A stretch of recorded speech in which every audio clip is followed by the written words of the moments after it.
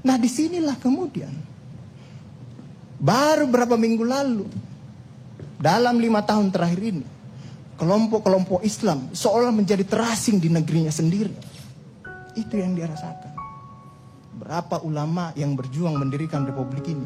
Indonesia 80% penduduknya umat Islam. Tidak pernah meminta 80% hasil sumber daya alam yang dikuasai negara untuk umat Islam. Gak ada yang dia minta. Ada gak dia minta? 80% umat Islam penduduk Indonesia tidak pernah meminta 80% APBN untuk umat Islam. Gak ada yang dia minta. Sederhana permintaan umat Islam. Dia mau berdialog sama Tuhannya. Dia mau mengingatkan umatnya akan kebaikan. Yang tidak hanya mengajarkan doa makan dan doa minum, tapi juga cara memilih pemimpin. Kan begitu kira-kira. Nah inilah ketegangan-ketegangan. Ketika agamanya dinistakan, kok susah sekali ini membawa ke proses hukum. Muncullah demo berjilid-jilid. Yang kemudian berujung ulamanya tidak bisa pulang. Belum lagi penghujung, kemudian ada agama yang diperhadapkan sebagai musuh besar Pancasila. Nah ini yang menarik menurut saya.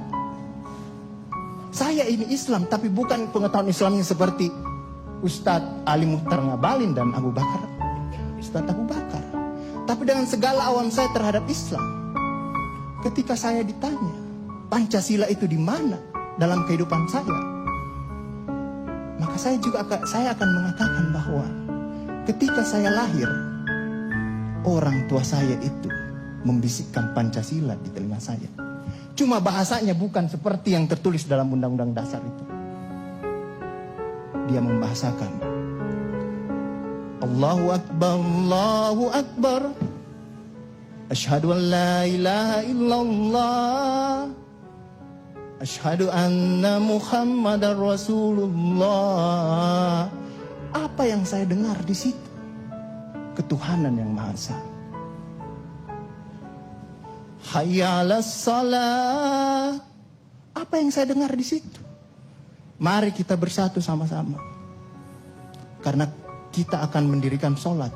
Dan Al-Ankabut mengatakan sholat itu mencegah kamu dari perbuatan keji dan mungkar. Ada kemanusiaan yang adil dan beradab. Saya dengar di situ. Hayya 'alal falah. Mari sama-sama menuju kemenangan. Kemenangan yang bagaimana kita peroleh?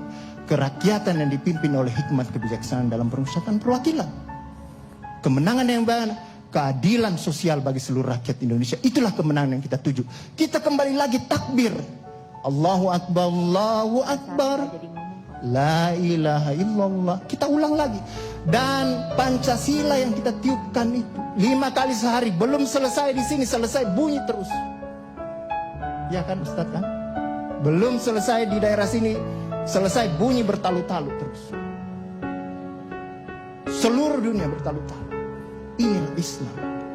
Yang kemudian sekarang dalam kelompok ini Ustaz Ali Mukhtar Ngabalin, saya banyak belajar dari beliau.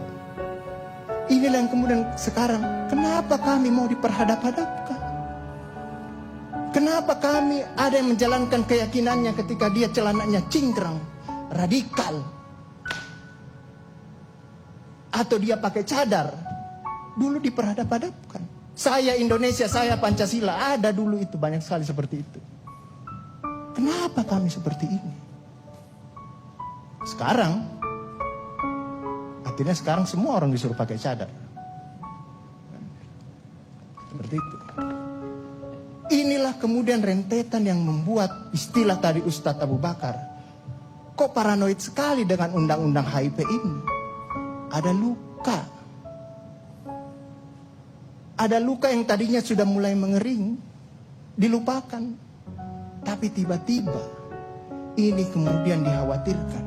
Jangan sampai Pancasila ini mau dipakai sebagai instrumen untuk membimbirkan kelompok Islam dan republik ini. Apalagi kalau kita baca RUHP itu, pemegang kekuasaan pembinaan ideologi Pancasila ada sama presiden. Saya juga baca-baca sekilas tadi. Kok di situ ditulis pendidikan nasional menurut undang-undang ini itu berubah. Tujuan pendidikan nasional oleh Undang-Undang Dasar mengatakan bahwa beriman, bertakwa, berakhlak mulia. Di sini diciptakan pendidikan nasional itu bertujuan untuk menjadi tenaga ahli dan terampil. Ini kan mau dikasih jadi tukang ini bagi kapitalis kalau seperti itu berpikirnya. Nah, inilah yang kemudian yang dirasakan oleh kelompok-kelompok Islam dalam perspektif perjalanan konstitusional kita, bahwa ada yang tidak adil dilakukan oleh kekuasaan. Kelompok Islam selama ini tadi yang saya katakan tidak pernah meminta apa-apa. Paling jauh kelompok-kelompok Islam mungkin dapat honor dari negara. Itu pun tidak dipakai untuk foya. Dikembalikan lagi untuk membantu negara, menghidupkan santri-santri, mencerdaskan kehidupan bangsa, menciptakan manusia-manusia yang beriman, bertakwa dan berakhlak mulia. Yang sebenarnya tugas pemerintah itu dikembalikan lagi seperti itu.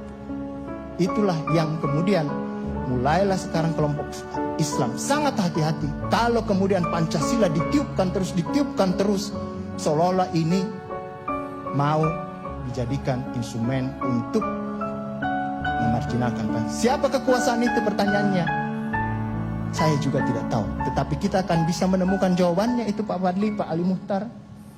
Mari kita pulang ambil cermin masing-masing di rumah. Bisa jadi kekuasaan itu ada pada wajah dalam cermin.